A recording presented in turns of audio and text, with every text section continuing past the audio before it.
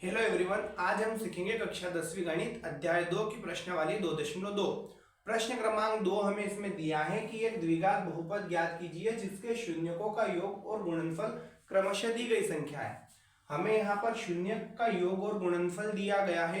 इन शून्यकों के योग और गुणनफल से हमें द्विघात बहुपद ज्ञात करना है। तो हम इतना ध्यान रखेगा, जो हमें दिया हुआ है सबसे पहले हम उसको प्रदर्शित कर दे या उसको लिख दे। उसके बाद हम यूं समझे कि द्विघात बहुपद जो है वो हमेशा ax² plus bx plus c बराबर 0 के रूप में व्यक्त किया जाता है। तो हम इसके अनुसार इन संख्याओं से मान ज्ञात करने की कोशिश करेंगे।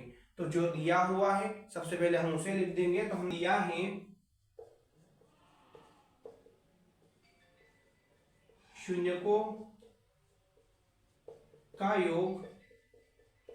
यहाँ प्रश्न में बोला गया है कि जिसके शून्यकों का योग और गुणनफल क्रमशः दी गई संख्या है, यानी करनी 2 जो है वो शून्यकों का योग है और 1/3 जो है वो शून्यकों का गुणनफल है। तो हमने यहाँ लिखा शून्यकों का योग अल्फा प्लस बीटा बराबर करनी 2। हम हमेशा शून्यकों के योग को अल्फा और बीटा के रूप में प्रदर्शित करते हैं, जहां अल्फा और बीटा क्रमशः 2 शून्यक होते हैं। उसके बाद हमने यहाँ लिख दिया शून्यकों का गुणनफल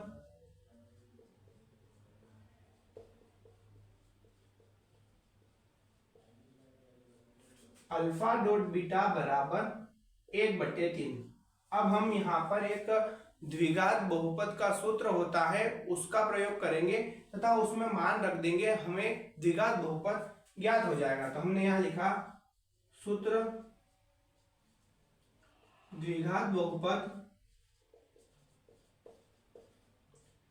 x² minus alpha plus beta x plus alpha dot beta बराबर 0 के प्रयोग से हमें इस सूत्र में क्रमशः अल्फा प्लस बीटा यानी शून्यकों का योग और अल्फा डॉट बीटा यानी शून्यकों के गुणनफल का मान रखना है। तो हम यहाँ लिखेंगे x का square minus alpha plus beta की जगह हमें प्रश्न में दिया गया है करनी 2, बाहर इसके चल रहा है x plus alpha dot beta की जगह हमें दे रखा है 1/3 बराबर ये हो जाएगा 0। हम इसको सरल कर लेते हैं। तो ये होगा x का स्क्वायर माइनस का गुणा अंदर करेंगे तो माइनस करनी 2 और x का गुणा करनी 2 के साथ करेंगे तो ये हो जाएगा करनी 2x प्लस 1/3 बराबर 0। देखिए हमें ax² plus bx plus c बराबर 0 के रूप में इसे व्यक्त करना है और यहाँ 1/3 जो है हमारे पास भिन्नात्मक मान है। हमें इतना ध्यान रखना है कि हमें इस 3 को हटाना है। तो हम इस पूरे पद के साथ 3 का गुणा कर दें, या तो हम 3 का गुणा कर देंगे या फिर हम इस 3 का एलसीएम ले लेंगे। तो हम यहाँ गुणा करेंगे तो सरल पड़ेगा। हम यहाँ लिखेंगे पूरे पद में 3 का गुणा करने पर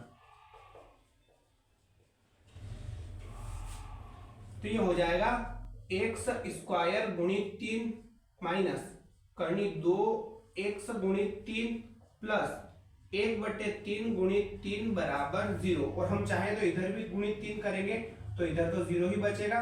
इस 3 से इस 3 को काट दिया, यानी यहाँ पे प्लस 1, इस 3 का गुणा इसके साथ किया तो ये हो जाएगा 3 करनी 2x माइनस चल रहा है, उसके बाद 3 का x² के साथ तो ये हो जाएगा 3x का स्क्वायर। यहाँ हमें द्विघात बहुपद ज्ञात हो चुका है तो हम लिख देंगे अतः द्विघात बहुपद 3x² माइनस 3 करनी 2x प्लस 1 बराबर 0 है। इस प्रकार से हम बहुपद के शून्यकों से या बहुपद के शून्यकों का योगफल और गुणनफल से क्रमशः बहुपद ज्ञात कर सकते हैं।